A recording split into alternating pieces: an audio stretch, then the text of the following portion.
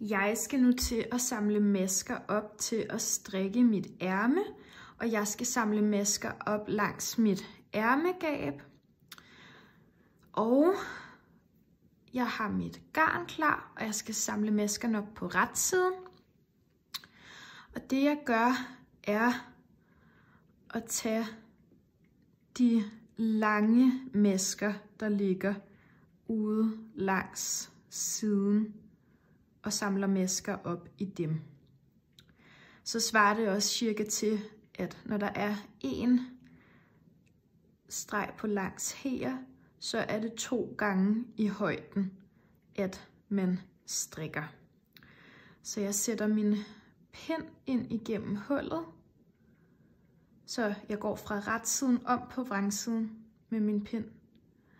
Og så sætter jeg mit garn rundt om pinden, og trækker pinden med garnet tilbage igennem hullet. Går hen og finder den næste lange maske. Slår garnet nedefra op rundt om pinden. Hiver pinden med garnet tilbage igennem masken. Går hen og finder den næste lange maske. Garnet rundt om og hiver tilbage igen. Og på den måde samler jeg masker op til mit ærme. Jeg har nu fået samlet alle mine masker op og er nu på vrangsiden, fordi jeg skulle samle masker op på retsiden.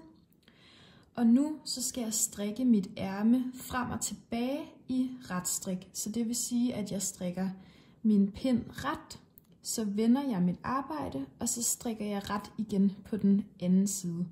På den måde vil arbejdet både være ret på ret og vrangsiden.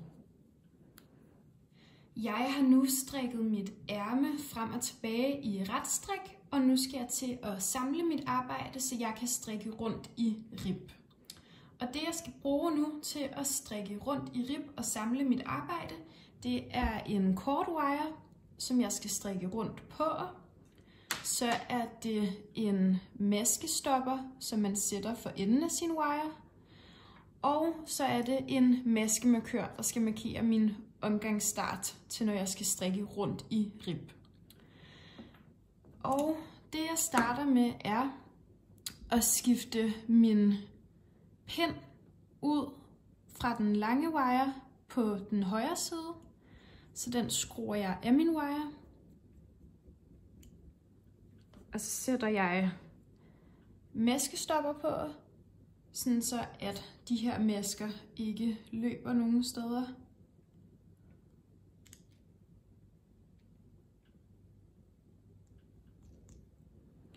Og så sætter jeg pinden på den korte wire.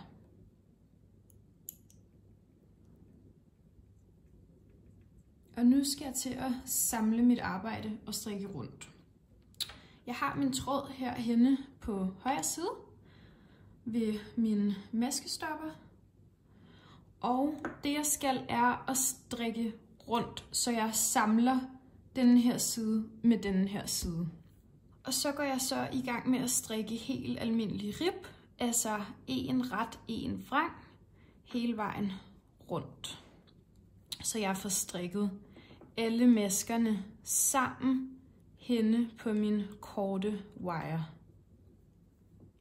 Nu har jeg så strikket hele pinden rib hen på en kort wire, og derfor tager jeg nu pinden fra den lange wire og skruer den af. Og sætter den hen på den korte wire, så jeg er klar til at strikke rundt. Og så placerer jeg en maskemarkør på min højre pind, sådan så at jeg er klar til at strikke fortsat rundt i rib. Så nu strikker jeg bare rundt i rib, indtil at det måler det skal. Jeg skal nu til at færdiggøre mit ærme. Jeg har strikket min ribkant og skal nu lukke masker af, som er vist i en tidligere video. Man lukker maskerne af på samme måde, som man gør til kroppen.